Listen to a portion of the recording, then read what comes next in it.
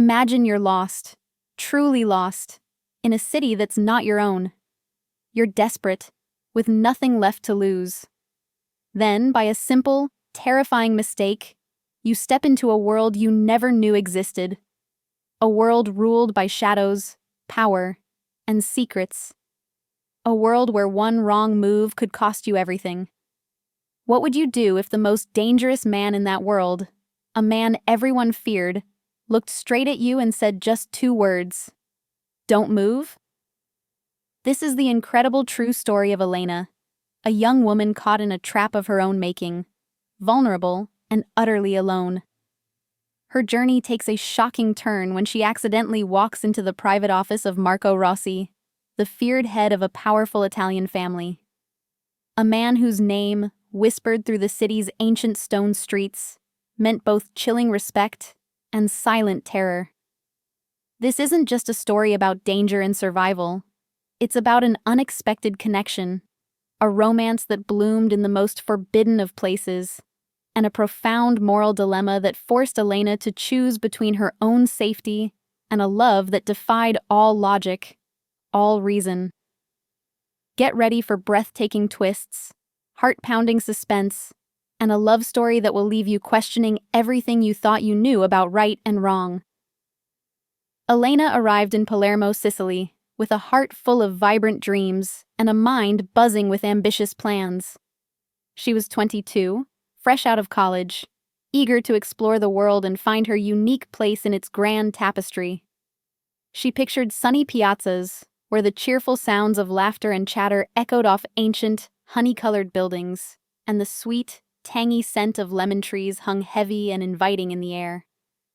Her beloved grandmother, who had immigrated from a small, picturesque village outside Palermo many decades ago, had always spoken of Sicily with such deep, unwavering love, painting vivid pictures of vibrant life, rich history, and warm, unbreakable family bonds.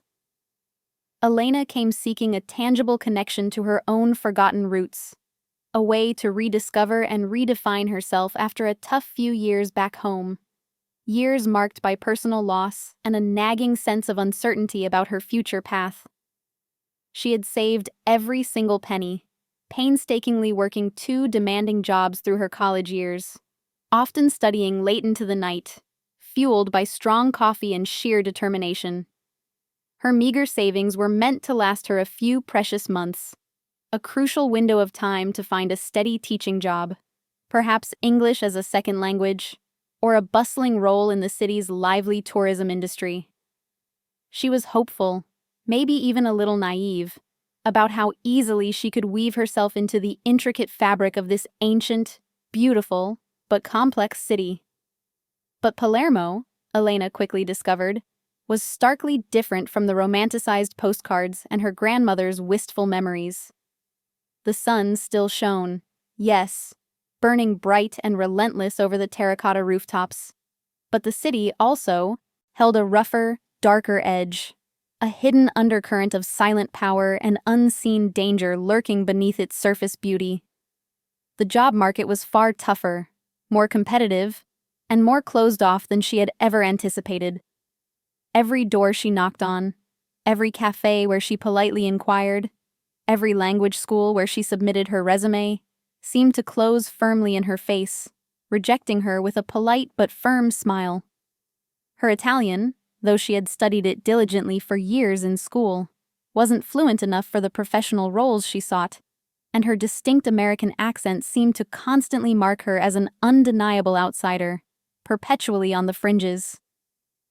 Days turned into grueling weeks, each one dragging by with agonizing slowness, and weeks bled into crushing months. Her small bank account, once a hopeful cushion, dwindled with alarming, stomach-churning speed. Each euro spent on her tiny, drafty apartment, or a meager, solitary meal, felt like a physical punch to her stomach, a direct assault on her rapidly fading dreams.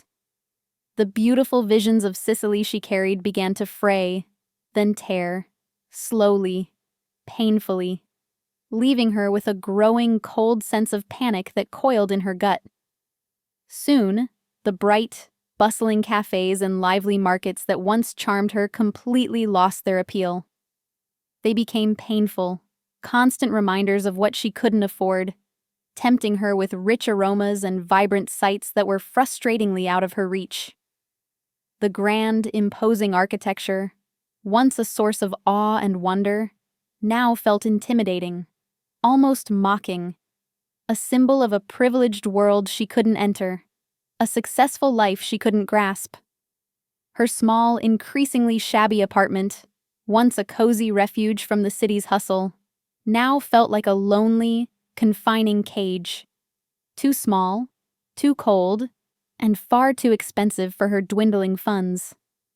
The loneliness was crushing, a heavy, suffocating weight that settled on her chest each night, making sleep almost impossible. She missed her family, her friends, the familiar, comforting routines of her old life in America. But pride, stubborn and fierce, kept her from calling home and admitting complete defeat. She had confidently told everyone she would make it work, that she was strong and capable, an independent woman. She couldn't give up. Not yet. She wouldn't. The thought of failure was more terrifying than anything. Desperation became her constant, unwelcome companion, a shadow that clung to her every waking moment. She started taking any odd job she could find, no matter how grueling, how poorly paid, or how late the hours. Washing mountains of dishes in a noisy, sweltering restaurant kitchen late into the night, her hands raw and aching from the harsh detergents and scalding water. Cleaning small, dusty shops before dawn, her body heavy with bone-deep exhaustion, her mind numb from the endless toil. The meager pay from these demanding jobs was barely enough to cover her steadily rising rent, leaving precious little for food or any other necessities. She often went hungry, her stomach a hollow, gnawing ache that kept her awake, her thoughts spiraling into despair. Her shoulders sagged under the invisible weight of her troubles. Her eyes lost some of their youthful sparkle, replaced by a weary, haunted look that aged her beyond her years. The vibrant city, once a promise of exciting adventure and new beginnings, now felt like a relentless, indifferent enemy, slowly, systematically squeezing the very life out of her, leaving her feeling utterly drained and hopeless. One sweltering afternoon, the kind where the air hung thick and heavy with heat, and the scent of exhaust fumes mixed with the faint, cloying perfume of jasmine from unseen gardens, Elena walked the narrow, winding streets of a part of Palermo she didn't know well at all. She clutched a crumpled piece of paper in her sweaty hand, an address she'd found on a faded, worn notice board tacked to a crumbling wall in a forgotten alleyway. It promised a job for a secretary, clearly stating no special skills needed. The pay advertised was surprisingly high, almost impossibly so, making her suspicious. Too high, perhaps, to be true, to be legitimate, but Elena was far beyond caring about too good to be true. She was utterly desperate. She needed money now, immediately, not tomorrow, not next week. Her stern landlord had given her a final, chilling warning. If she didn't pay her overdue rent by the end of the week, she'd be on the unforgiving streets, with absolutely nowhere to go, no one to turn to. The terrifying thought sent a cold, icy shiver down her spine, despite the oppressive heat that pressed in on all sides, suffocating her. The mysterious address led her deeper into an older, grander, more imposing part of the city. The buildings here were magnificent, with heavy, intricately carved wooden doors, dark, shadowed courtyards, and ornate iron balconies that seemed to frown down upon the street. Fewer tourists bustled along these quiet, dignified streets. Instead, she saw more serious-looking men in perfectly tailored dark suits, who moved with an almost silent, purposeful stride, their gazes sharp and watchful. A distinct sense of quiet power hung heavy and palpable in the air, a different kind of intensity than the lively tourist districts. Elena felt a prickle of growing unease. a small, persistent voice inside her whispering that something was deeply wrong, that she should definitely turn back, run away. But she pushed it down, fiercely, silencing the voice of caution. She had no choice. This was her very last hope, her final, desperate chance at survival. She found the building, a massive, imposing structure that looked far more like an ancient, aristocratic palace than a modern, bustling office.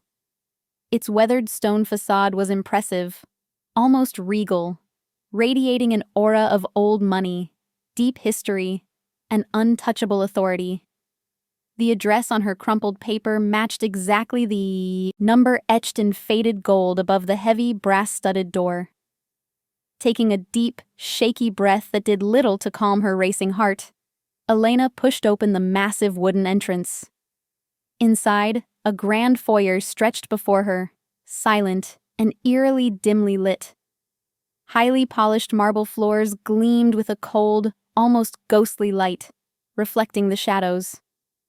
A massive winding staircase, adorned with intricate wrought iron, swept upwards into the shadows, disappearing mysteriously into the upper floors. There was no reception desk, no friendly signs, no welcoming faces to greet her.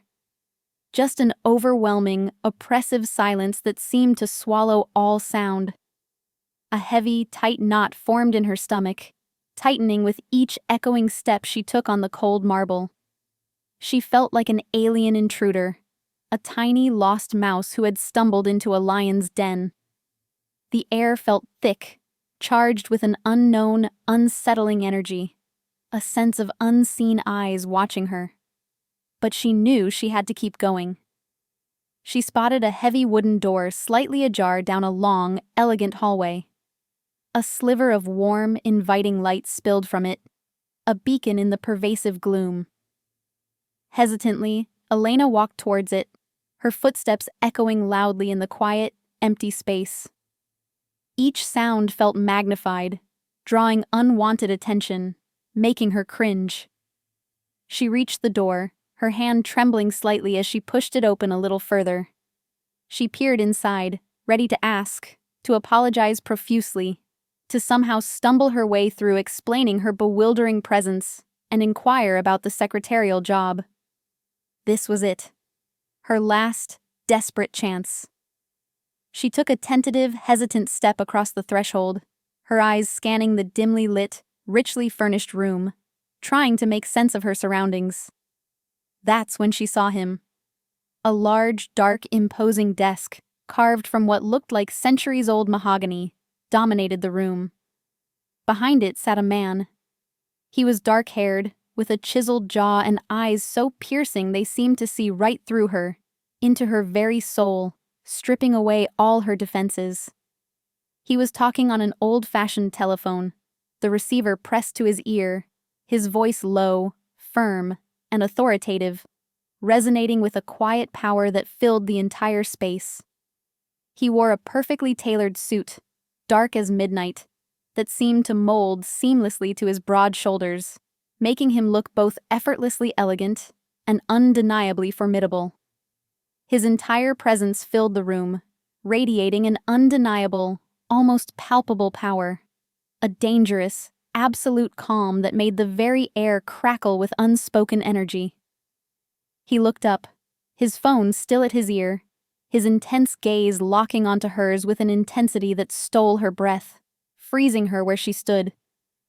He didn't speak a single word immediately, but his eyes held a silent command, a powerful, unspoken warning that pinned her in place.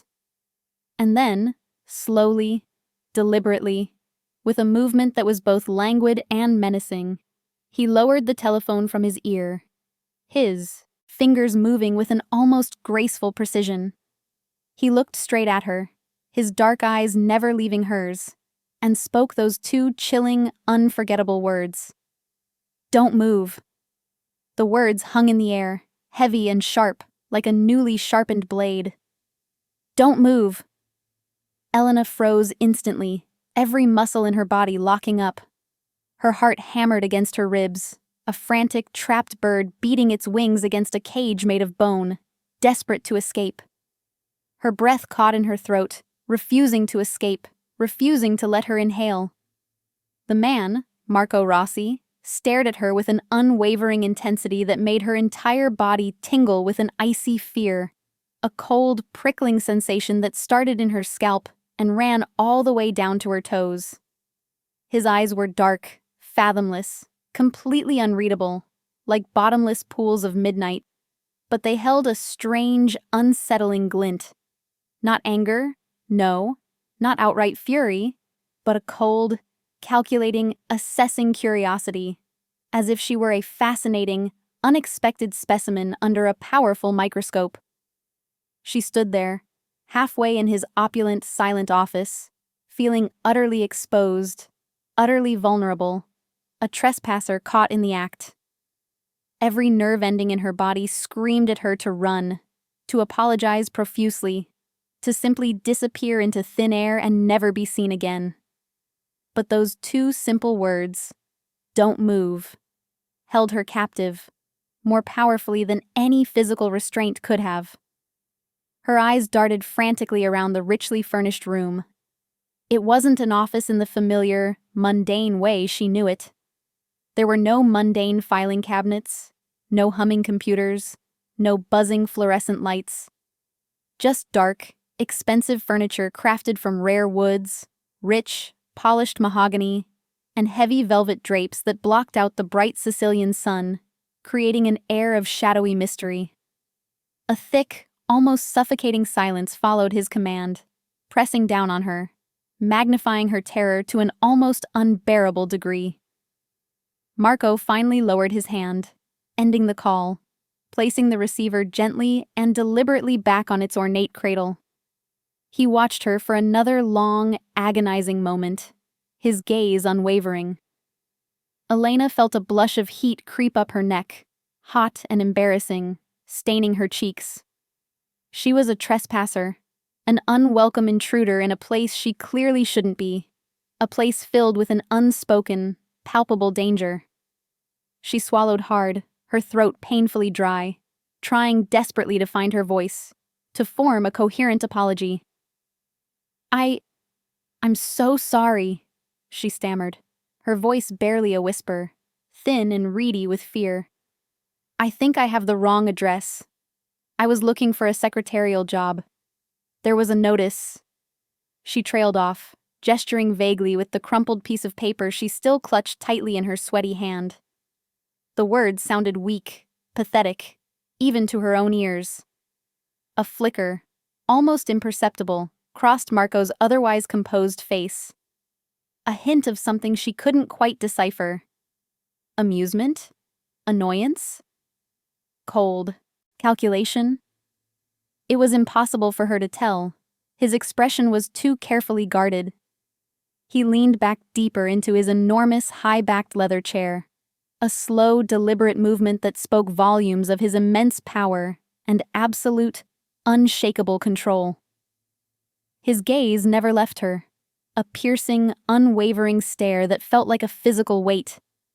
It was a gaze that systematically stripped away her defenses, making her feel small, insignificant, and completely transparent, as if he could read her every thought. Yet, despite the cold fear that coiled tightly in her stomach, a strange, undeniable pull tugged at her, a magnetic force she couldn't resist. His eyes were dark and dangerous, yes, but also strangely captivating, like looking into a forbidden, beautiful abyss from which she couldn't tear her gaze. A secretarial job? His voice was deep, smooth, and resonant, like aged whiskey, a rich rumble that sent a fresh shiver through her. It held a subtle, undeniable Italian accent, refined and cultured, hinting at a background of privilege and power. It wasn't loud, but it commanded absolute attention, brooking no interruption. "Here?" He gave a soft, humorless chuckle that didn't quite reach his eyes, a sound that only increased her unease. "My dear, I assure you, you are most definitely in the wrong place." This is hardly the kind of establishment that advertises for secretaries on worn-out notice boards. His words, though polite, cut through her like ice. Elena felt a fresh wave of crushing panic wash over her. This was it. The final door slamming shut in her face, leaving her with no escape. She was truly at rock bottom, exposed and utterly humiliated. Her cheeks burned with shame, a fiery heat that spread across her entire face and neck. I understand. I apologize deeply for disturbing you, Signor Rossi. She began to back away slowly, her hand instinctively reaching for the cool metal of the doorknob, desperate for any escape.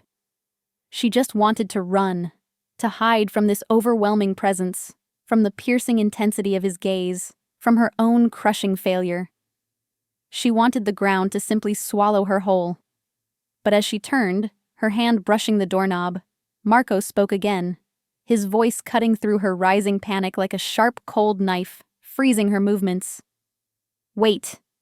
She stopped instantly, her hand frozen on the cool metal, her body rigid. Her heart gave another lurch, a painful, irregular thump against her ribs. What now? Was he angry? Truly angry? Would he call someone to forcibly escort her out?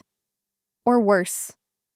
Her imagination, still wild with fear and fueled by all the dark, whispered stories she'd heard about powerful Italian families, conjured terrifying images of dark basements, silent threats, and fates she couldn't comprehend. She braced herself for the worst possible outcome. Marco rose from his chair, a slow, powerful unfolding of a large man. He was even taller than she expected, broad-shouldered and powerfully built, radiating an aura of coiled, barely contained power, like a predator ready to strike at any moment. He moved with a predatory grace, stepping around the massive desk towards her, his movements fluid and silent on the thick Persian rug. Each step was measured, deliberate, purposeful. Elena instinctively recoiled, taking a small step back, her body tensing, preparing for an unknown threat. The air around him seemed to hum with unspoken energy, a palpable force that made her skin prickle. He stopped a few feet from her, close enough for her to smell his expensive cologne, a sophisticated blend of wood and spice that was both intriguing and intimidating. He looked her over once more, his gaze thorough and unhurried, taking in every single detail of her appearance. He saw her worn, faded clothes, the faint smudges under her tired eyes, the nervous tremor in her hands that she couldn't hide no matter how hard she tried. He saw the desperation clinging to her like a shroud, the profound exhaustion etched into her young face, making her look far older than her 22 years. He saw her vulnerability, her fear, her profound, aching need for help. It was a look that made her feel completely exposed, utterly transparent, yet strangely, unnervingly seen, as if he understood her plight without a single word being spoken. "You are lost," he stated, not as a question, but as a cold, undeniable fact, a pronouncement. His eyes seemed to pierce her very soul, stripping away all pretense, all her carefully constructed defenses. "And you are in trouble, aren't you, Elena? Deep trouble." Elena bit her lips so hard she tasted blood, unable to deny it. He was right. Painfully, undeniably right. The brutal, agonizing truth of her desperate situation hit her anew, raw and devastating. Tears pricked at the corners of her eyes, hot and stinging, threatening to spill over. She blinked them back fiercely, determined not to cry in front of this formidable, terrifying man. She would not show him how truly broken she was, how utterly defeated she felt. She would maintain some semblance of dignity. Marco watched her struggle, a tiny muscle twitching almost imperceptibly in his chiseled jaw, a fleeting sign of something, perhaps contemplation. "What is your name, little bird?" he asked, his voice softer this time, almost a low caress, but still authoritative, a command wrapped in velvet. Elena, she managed, her voice still trembling slightly, a fragile sound in the vast room. He nodded slowly, a thoughtful, almost considering expression on his face. Elena, you are not from Palermo, are you? Your accent is not Sicilian. No, I'm from America. He paused again, a long, heavy silence stretching between them, thick with unspoken possibilities, with the weight of fate hanging in the air. Elena braced herself, her mind racing, imagining countless scenarios. Was he going to send her away, turn her over to the authorities, threaten her further? Her imagination, still wild with fear and all the dark, unsettling stories she'd absorbed, conjured the worst possible outcomes. But what he said next was completely, utterly unexpected. A statement that would change the entire course of her life, twisting her fate onto a path she never could have imagined in her wildest dreams. A path fraught with both promise and peril. I need a secretary. Elena stared at him, bewildered, her mind struggling desperately to process his words. She couldn't possibly have heard him right. This powerful, dangerous man, in this imposing office, who had just told her she was in the wrong place, who radiated an aura of danger and absolute power, now needed a secretary? And not just any secretary, but her? After all her rejections, all her struggles against a city that seemed determined to break her, all the doors slammed in her face. It felt utterly absurd, like a cruel joke, a twisted dream. Yet her desperate heart, aching for a way out, latched onto the possibility like a drowning person to a fragile piece of driftwood. Her immediate, crushing problem of homelessness and starvation was pressing down, harder than ever, a heavy, suffocating weight that threatened to consume her. But his words, so out of place, so utterly unexpected, introduced a confusing, dangerous possibility. A tiny, flickering spark of desperate hope in the overwhelming darkness of her despair. Elena's mind reeled, tumbling with confusion and a fragile, burgeoning hope. You need a secretary? Her voice was thin, disbelieving, barely more than a whisper, laced with incredulity. The sheer absurdity of it hung in the air, a surreal haze around them. This powerful man, in this mysterious, intimidating place, a man who seemed to command silent obedience, was offering her a job? After months of relentless searching, after all her humiliating rejections, all her struggles against a city that seemed determined to chew up and spit out outsiders, it felt like a trap, a dangerous lure, a trick of the light. Yet her desperate heart, aching for a way out, latched onto the possibility with a primal force, like a drowning person to a flimsy piece of driftwood.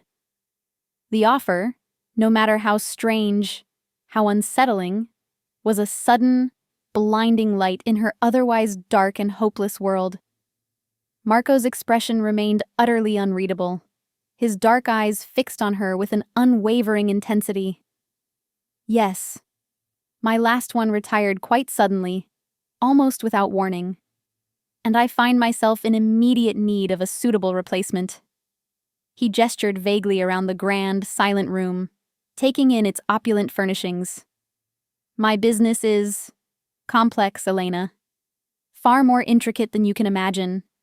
It requires absolute discretion, unwavering loyalty, and someone who can follow instructions precisely, without question, without hesitation.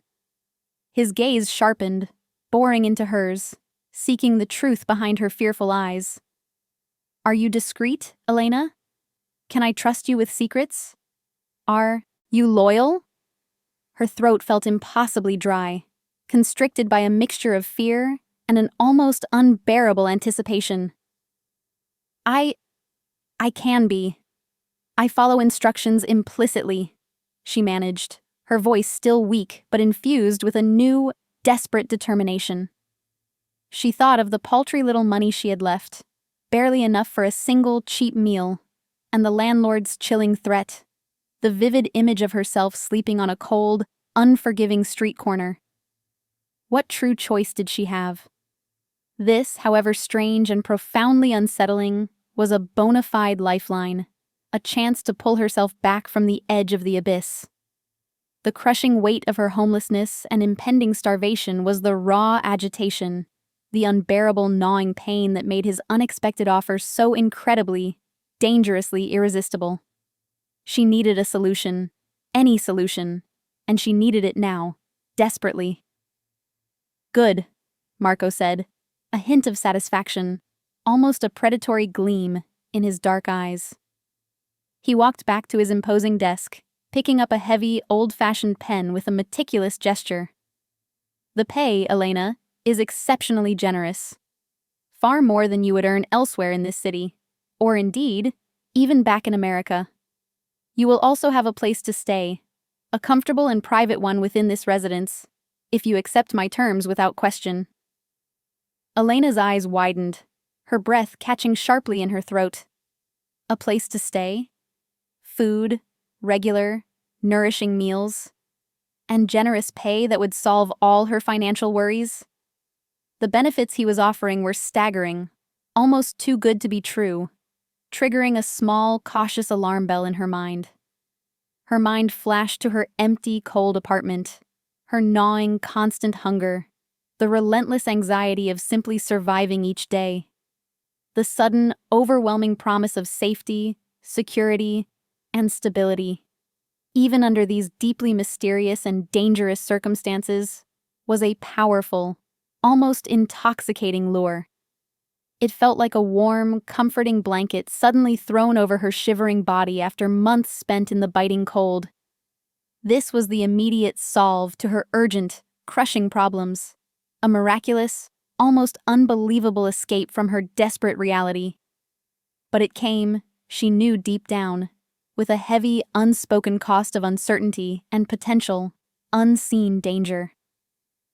What exactly would I have to do on a daily basis?" she asked, her voice still cautious, laced with a fear that warred fiercely with a blossoming, fragile hope. She needed details, some clarity, but feared what they might reveal. "You would manage my schedule, which can be extensive, complex, and often unpredictable. Handle various forms of correspondence, some of which are quite delicate and require a precise touch. Organize certain files, ensuring absolute confidentiality, as their contents are for my eyes alone. Basic secretarial duties, mostly, yes. But, as I said, discretion is paramount, Elena. What you see, what you hear, what you learn within these walls, stays strictly within these walls. It must never leave. Do you understand this fundamental rule?" His tone left no room for argument. It was a clear, absolute command, chilling in its authority, not a gentle request. Elena nodded quickly, almost frantically, her head bobbing. "Yes, I understand completely. I swear I will be discreet." It sounded simple enough on the surface. Manage a schedule, handle papers, keep secrets, remain silent. Nothing overtly illegal, right? She pushed down the nagging, insistent voice of doubt that whispered warnings in the back of her mind, reminding her of where she was. What did she truly have to lose at this point? Her current path led only to disaster, to sleeping on the streets, to complete and utter ruin. This, at the very least, offered a concrete way out, a chance to rebuild her life, to simply survive. This was the immediate, vital solve to her urgent, crushing problems, offering the tangible benefits of safety, security, and a fragile glimpse of a future. But it came with a heavy, palpable cost. A future inextricably entwined with a man of immense power and dangerous secrets. A life lived under a constant, watchful eye. A life that was no longer entirely her own. "There is one more thing, Elena," Marco added, his gaze intense, his dark eyes once again piercing through her, seeking her true understanding. You would live here, within the family residence itself, for your safety. And crucially, for ours. It is not negotiable. This is a condition of your employment. Live here? In this grand, imposing, yet undoubtedly secretive building, a fortress of untold secrets?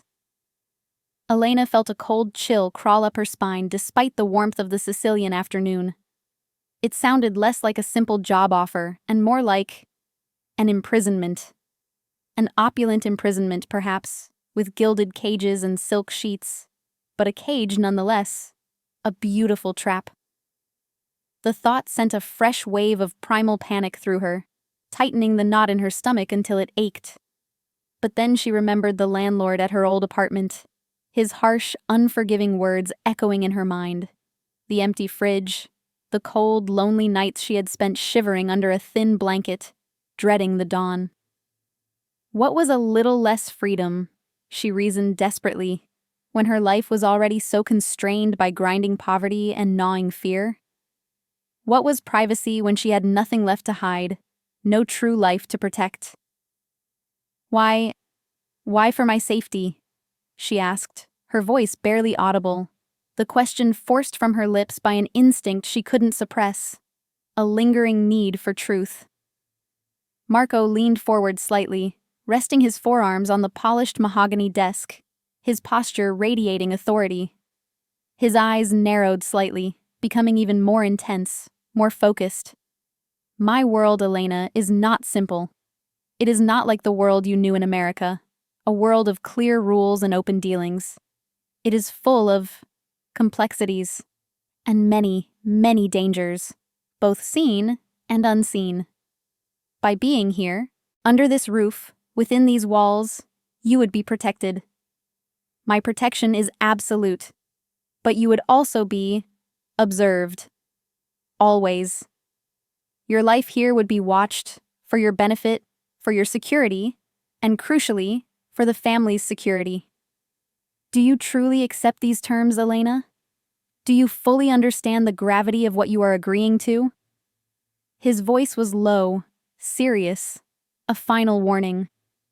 The moral dilemma slammed into her with brutal, suffocating force. Protection, comfort, and security came at the cost of her freedom, her privacy, and perhaps even her own moral compass, forcing her into a world she knew nothing about, a world she intuitively sensed was deeply flawed.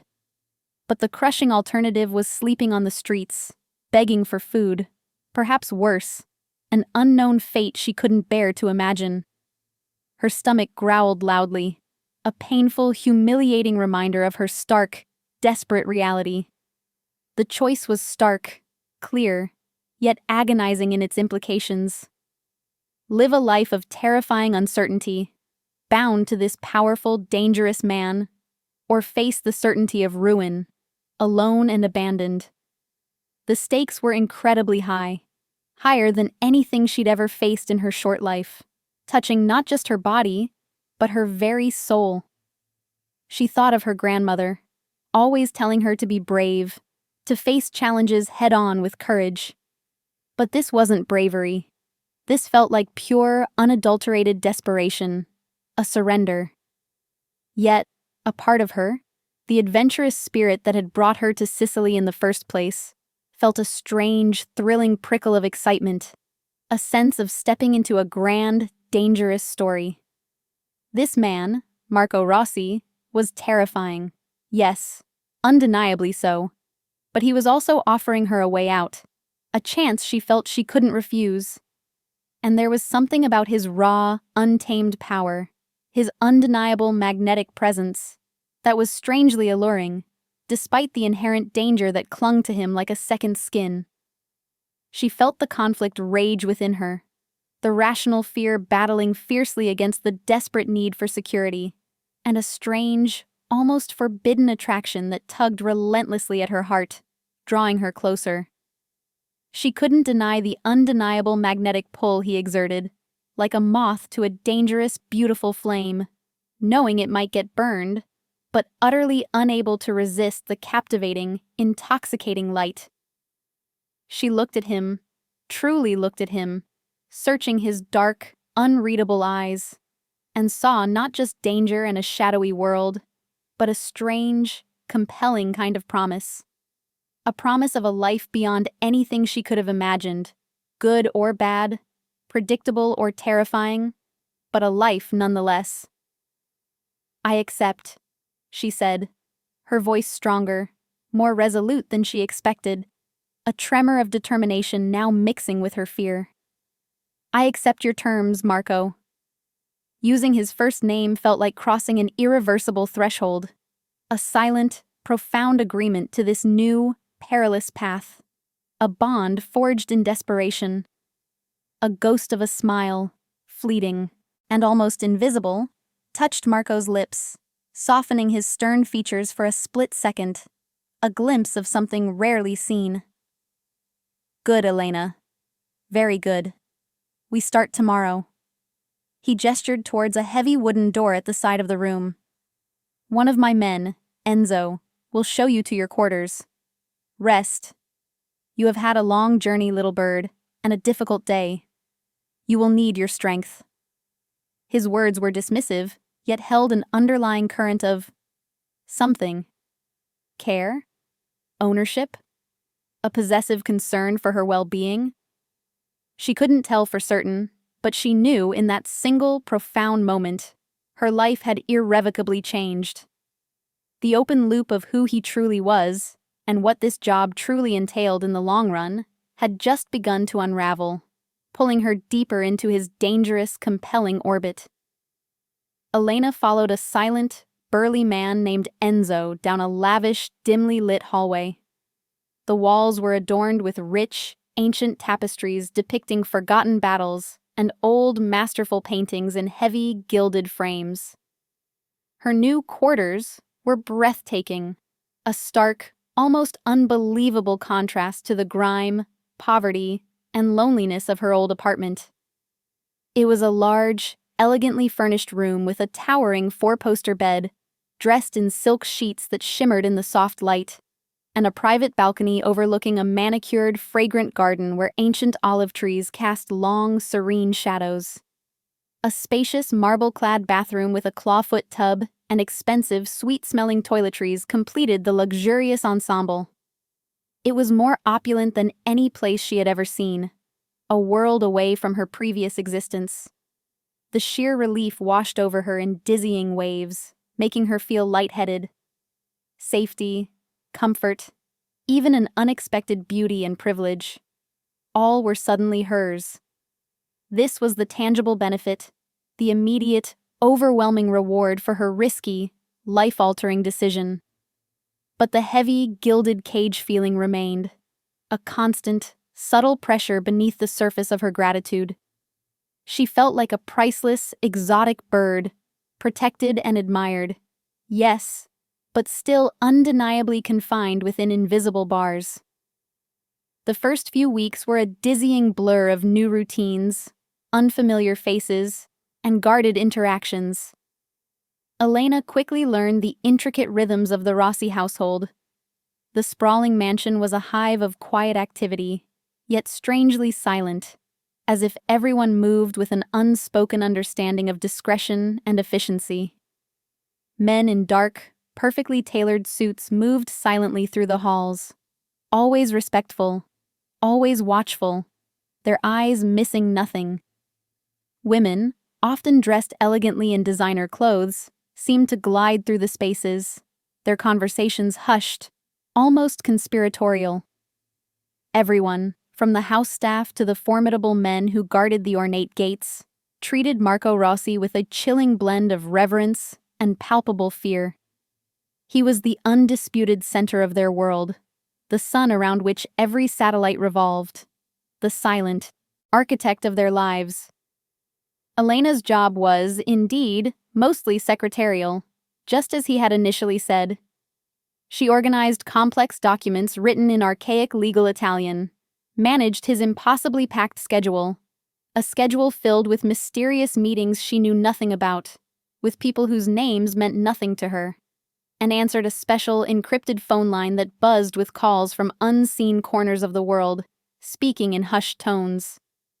She quickly became proficient, her sharp mind adapting with surprising ease to the intricate demands of his unique business. She learned the vital importance of silence, of keen, almost microscopic observation, and above all, of asking no questions, of accepting what she saw without comment. Every interaction in the mansion was a subtle dance of politeness, hidden meanings, and unspoken power dynamics. She felt herself becoming sharper, more aware, her senses heightened by the constant underlying tension and the need to perceive the unsaid. She saw Marco every day, sometimes for hours on end, working across from him in his grand office, the air thick with his presence. He was demanding, meticulously precise, and expected absolute perfection in everything she did, no exceptions. Yet, he was never cruel or overtly unkind to her. His voice, though always firm and resonant with authority, sometimes held a softer, almost gentle edge, a hint of patience when he explained something for the third time. He would occasionally watch her as she worked, his dark eyes observing her with that familiar, unnerving intensity that made her feel both exposed and captivated. Those moments, when she felt his silent gaze on her, made her pulse quicken, a strange, intoxicating mix of fear and something else, something she couldn't quite name, a profound, undeniable awareness of his powerful presence. The more she worked for him, the more layers of Marco Rossi began to peel away, slowly, cautiously, like petals from a forbidden flower, revealing glimpses of a man far more complex, more nuanced, and more contradictory than the simple mafia boss she had initially imagined. He spoke several languages fluently, effortlessly switching between Italian, English, and even French or Spanish when conducting sensitive business. He quoted classic literature with ease, citing Dante and Machiavelli in casual conversation, revealing a deeply cultured mind.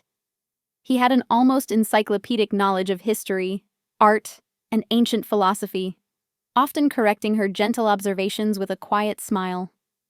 He was a ruthless businessman, undoubtedly, his decisions often swift, unforgiving, and absolute.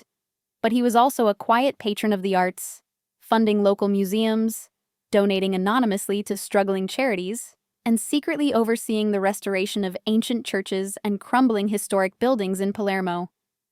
He was feared, yes, deeply feared by many, but also widely respected, and even genuinely loved, by many of the people who worked for him, by the families he protected, and by the community he supported in his own intricate way.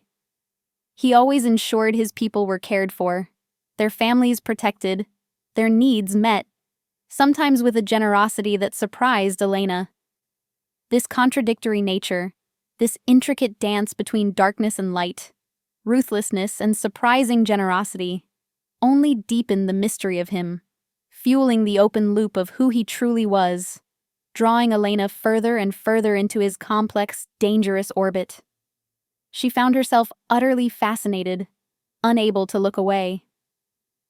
One cool, quiet evening, weeks turning into months of her new, strange existence, Elena was working late in his office, the only sound the soft rustle of papers, struggling with a particularly dense and archaic legal document written in a labyrinthine Italian script. The language was convoluted, full of obscure old terms she hadn't encountered even in her intensive studies. Marco entered his office, his tie loosened, the top button of his expensive shirt undone, a rare, almost shocking sign of relaxation and vulnerability that instantly drew her eye. He walked to a polished antique bar cart and poured himself a glass of amber liquid, the ice clinking softly in the sudden silence, a gentle counterpoint to her pounding heart. He saw her furrowed brow, the pen paused over the paper in frustration. "Having trouble, Elena?" His voice was softer than usual, a low, comforting rumble that seemed to fill the quiet room and soothe her frayed nerves. She jumped, startled, her hand flying to her chest in a reflexive gesture. "Just this clause, Marco," she replied. using his first name with a shy confidence she hadn't possessed weeks ago. A small victory in their evolving relationship. The legal jargon is difficult to untangle. It's so old-fashioned. He walked over, his movements fluid and silent, stopping gracefully beside her desk. She could feel the warmth radiating from his large frame, the subtle, rich scent of his expensive cologne, a powerful, intoxicating blend of cedar and leather that now felt almost familiar. It was intoxicating, a powerful magnet that pulled her in despite her best intentions, despite her rational fears. He leaned closer, his head near hers, pointing a strong, calloused finger to a particularly thorny line on the document. His proximity sent shivers down her spine, a strange, exhilarating mix of apprehension and undeniable thrill. Her heart thrummed a rapid, insistent beat against her ribs, echoing in her ears. "This part," he explained, his voice a low, intimate rumble next to her ear, so close she could feel his breath, "is about asset protection. It ensures the family's interests are shielded from unwelcome scrutiny, from prying eyes, from those who would seek to harm us." His finger brushed ever so lightly against hers as he pointed, a brief, electric touch that made her gasp inwardly, a sensation that flared through her entire body like wildfire. He paused, lifting his head slightly, his dark eyes meeting hers, holding her gaze, a small, almost imperceptible smile playing on his lips. A rare, breathtaking sight. "You are learning quickly, Elena. You have a sharp mind and a keen eye for detail. These are qualities I value greatly. More than you know." His praise, simple and direct as it was, warmed her from the inside out, spreading a comforting heat through her chest. It was the first time anyone had truly acknowledged her intelligence, her capabilities, her worth, since she had arrived in Sicily, making her feel seen and appreciated. She felt a blush rise to her cheeks, a rosy flush that she couldn't control, betraying her inner turmoil. "Thank you, Marco," she murmured, feeling a surge of pride and a strange, powerful, almost dangerous connection forming between them. He looked at her, his gaze lingering, holding hers for a beat longer than was strictly professional, a silent conversation passing between them. "Marco. You may call me Marco, always. Not Signor Rossi. You are no longer merely an employee, Elena. You are part of this." It was a small concession, a single word, but it felt monumental to Elena, a profound shift in their relationship. A significant crack in the formidable, impenetrable wall he kept around him, an explicit invitation into a deeper, more personal, more dangerous space. The invitation to use his first name was a pivotal turning point. It signaled a subtle but profound shift in their relationship, moving them irrevocably from the strictly professional roles of boss and employee to something undeniably more. Elena found herself increasingly, acutely aware of him, of his every subtle movement, his fleeting expressions, the intense way his dark eyes watched her, a silent, powerful gaze that seemed to follow her every move through the room. The danger was still there, a constant low hum beneath the surface of their quiet interactions, a visceral reminder of the shadowy world he inhabited. But now, that danger was inextricably interwoven with a growing, intoxicating fascination, an undeniable, potent attraction that pulled her in relentlessly, like a moth to a fatal flame. Her internal conflict grew stronger, more agonizing with each passing day. The rational part of her screamed, "Danger," warning her away from this powerful, complicated man, urging her to flee. But her heart, her senses, her very being, were drawn irresistibly to the magnetic force who had pulled her from the brink of ruin, who offered her not just safety, but a thrilling sense of belonging. The mystery of him deepened with each passing day, and with it, the depth and undeniable complexity of her own feelings. This was no longer just a job. It was becoming a consuming, perilous immersion into his world, and into him, a journey she knew, with a chilling certainty, she couldn't turn back from, even if she wanted to. This escalation of their relationship, despite the lingering, ever-present dangers, served as a powerful emotional hook, making the viewer desperately wonder what would happen next, what ultimate price this forbidden love might demand from Elena. As weeks turned into months, Elena's life within the opulent Rossi mansion settled into a strange, almost dreamlike rhythm. The pervasive luxury became her new normal. The softest silks, the finest foods, the quiet efficiency of the staff. The constant presence of silent bodyguards, always watchful but never intrusive, became a background hum she barely noticed anymore, a part of the mansion's unique atmosphere. She learned the subtle cues, the unspoken rules, the precise, intricate etiquette of the household, navigating its complex social landscape with increasing ease. She watched Marco intently, always observing, always learning, patiently piecing together the enigmatic fragments of his complex world. He was a man of intense, unwavering focus, capable of both chilling ruthlessness in his business dealings and surprising moments of quiet contemplation, of almost gentle introspection that revealed a soul beneath the formidable exterior. She saw him interact with his immediate family, with other powerful, serious men who visited the mansion, and with the local community, where he was often seen as a generous, albeit enigmatic, benefactor, funding schools, hospitals, and local festivals. The stark duality of his life, the legitimate public front and the hidden, shadowy depths, was confusing, compelling, and utterly captivating.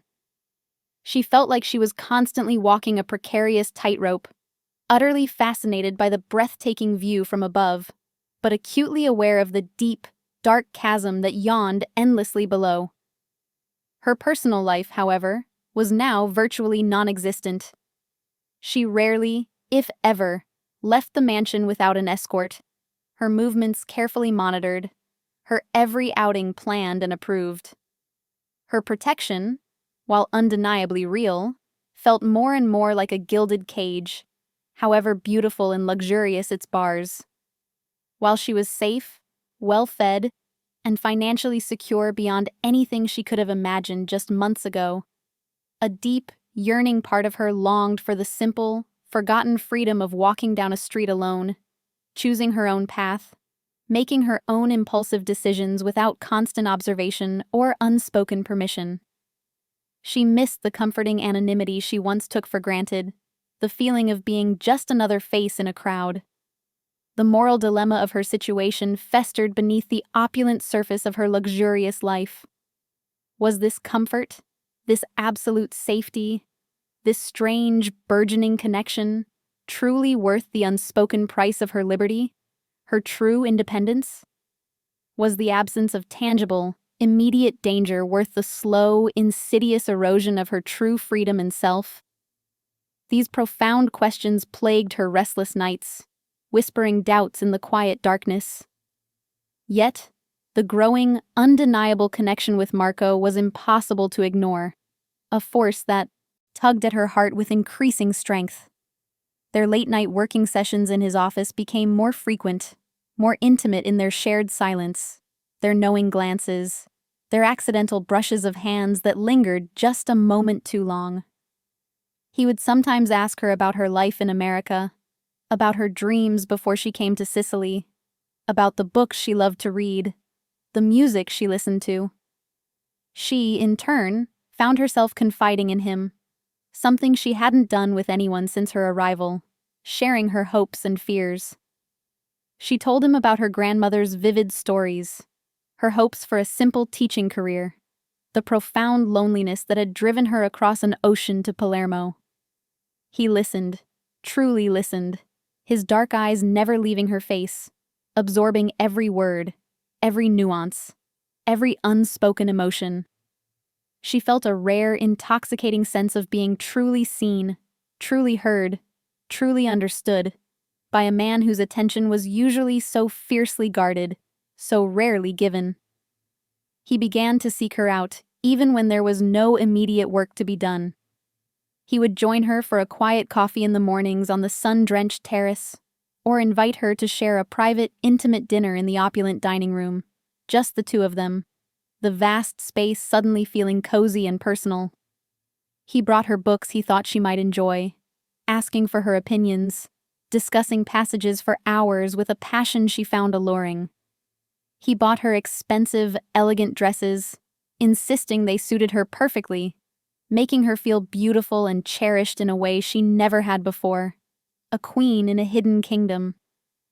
The luxurious materials felt soft and exquisite against her skin, a physical reminder of the tangible benefits of her new life, of the rich, complicated world he had given her. The feeling of being cherished, truly valued, truly seen, was something she hadn't experienced in a long, painful time. It was an intoxicating benefit, a golden glow that steadily overshadowed the looming moral questions and nagging fears that still lingered in her mind. "You belong here, Elena," he told her one evening, his large, warm hand gently covering hers across the polished antique table, his touch sending a profound tremor through her very being. His dark eyes, usually so intense and watchful, were soft now, warm, filled with an undeniable tenderness. "You bring a light to this house, little bird. A light to my life that I didn't know I needed." Her heart hammered against her ribs, a wild, frantic drumbeat that echoed in her ears. She was falling for him. Deeply, irrevocably, hopelessly. The attraction was no longer just fascination or a desperate need for security. It was love, pure and intense, forbidden and terrifying, beautiful and dangerous all at once. She loved the way his eyes crinkled at the corners when he rarely, truly smiled. A genuine, unguarded expression. She loved the quiet strength in his large, capable hands, hands that could be both incredibly gentle and undeniably deadly. She loved the fierce, all-encompassing protectiveness that surrounded her like a warm cloak when he was near. The rational part of her screamed that this was madness, a reckless, dangerous path. He was a man of violence, the unquestioned head of a vast, shadowy criminal enterprise, a figure of fear and absolute power. Their worlds were too different, too dangerous, too morally opposed to ever truly merge. Yet, her heart refused to listen, refusing to obey logic, refusing to heed the warnings. It sang with a desperate, exhilarating joy whenever he was near, whenever he looked at her with that tender intensity. This internal conflict was a constant, agonizing battle, a brutal war waged within her own soul. How could she possibly love a man capable of such darkness, of such ruthless decisions? How could she ever walk away from a man who offered her everything she had ever lacked, everything she secretly craved, a sense of belonging and protection she'd never known? The intensity of her desire, her burgeoning love, amplified the dilemma, making her choice feel utterly impossible, an unsolvable riddle. But the shadows of his world were never far, always lurking just beyond the golden light he cast upon her, a constant, chilling reminder of the reality of her situation. One afternoon, while diligently organizing some old, leather-bound ledgers on Marco's large, impressive desk, Elena's hand brushed against a small, exquisitely crafted wooden box, tucked away in a hidden, velvet-lined compartment. Curiosity, overriding her usual caution and the warnings she'd received, compelled her to open it. Inside, nestled on a bed of dark, crimson velvet, lay a single gleaming silver bullet, perfectly formed and polished. A chill, cold and sharp as ice, ran down her spine, raising goosebumps on her arms and making her breath catch. It was a stark, brutal reminder of the reality of his life, a chilling symbol of death, carefully preserved, an intimate, terrifying secret. She quickly closed the box, her heart racing, a sudden wave of primal fear washing over her. threatening to drown her fragile happiness, to shatter the delicate peace she had found. The open loop of who he truly was, the darker, violent aspects of his world, flared anew, threatening to consume everything she had found with him, everything she cherished. The very next day, a new face appeared in the mansion, shattering the delicate balance she had so painstakingly achieved, throwing her world into disarray. A woman, stunningly beautiful, with raven black hair that cascaded like a dark waterfall, and eyes that held a simmering, dangerous intensity. She swept through the grand halls with an undeniable air of possessiveness, her gaze cold, sharp, and overtly assessing as she looked at Elena, taking in every detail with a hostile, challenging stare. "This is Isabella," Marco introduced, his voice flat, devoid of the warmth he usually reserved for Elena, a sudden, chilling distance in his tone that made Elena's heart sink. "She is an old acquaintance, a family friend from a very long time ago." Isabella barely acknowledged Elena, her piercing eyes overtly hostile, a clear message of territoriality and animosity in their depths. Elena felt a prickle of raw unease, a wave of profound discomfort and foreboding. Isabella's presence was a palpable, immediate threat, a vivid, undeniable reminder that Marco's world was vast and infinitely complicated, filled with people from his past, people who were likely as dangerous, as ruthless, as powerful as he was, and perhaps even more unpredictable. The golden cage she lived in suddenly felt smaller, tighter, the air within it thin and suffocating with unspoken tension. Her precarious position, her budding, forbidden relationship with Marco, suddenly felt fragile, balanced precariously on the sharp edge of a knife. The promise of security now felt flimsy, threatened by this beautiful, dangerous ghost from his past. The mystery of Isabella, and her true, unsettling connection to Marco, opened another unsettling loop, keeping Elena, and the audience, on edge, wondering what new dangers, what new heartbreaks, this woman brought to her already complex life. The stakes were rising dramatically, not just for her physical safety, but for her heart, her emotional well-being, her very soul. So, Elena's incredible story reaches a profound crossroads, a point of no return. She came to Sicily seeking a new life, a fresh start, a desperate connection to her past. She found safety, comfort, and an undeniable, consuming love in the most dangerous of places, with the most dangerous of men. But at what cost? Is the protection and intense affection from a man like Marco Rossi truly worth the loss of her own freedom, the erosion of her own moral ground, and the ever-present, lurking threat of his shadowy, violent world closing in around her? What about Isabella, this stunning, hostile woman from Marco's complicated past? Is she merely an old acquaintance, a relic of a bygone era, or a formidable rival for Marco's heart and perhaps his power, threatening to tear Elena's new life apart? Will Elena be able to navigate this treacherous new landscape, this intricate web of love, loyalty, and danger? Or will she ultimately be consumed by the very world that, in its own twisted way, saved her from utter ruin? What would you do in Elena's shoes, facing such impossible choices? Would you choose to stay in the gilded cage, accepting the dangerous love and absolute safety, despite the profound compromises? Or would you risk everything for your own freedom, your true independence, even if it meant returning to the desperation and vulnerability you so fiercely fled? Have you ever found yourself undeniably drawn to someone who, on paper, was entirely wrong for you, a person who represented everything you should avoid, but who felt completely, intoxicatingly right to your heart, defying all logic and reason? Share your thoughts, your dilemmas, and your own experiences with forbidden connections in the comments below. We love hearing from you and building this incredible community of passionate story lovers.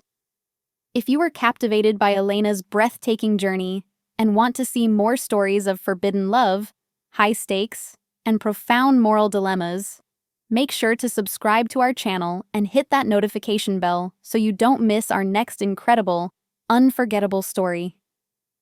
Your support helps us continue to tell these amazing, dramatic tales that keep you on the edge of your seat.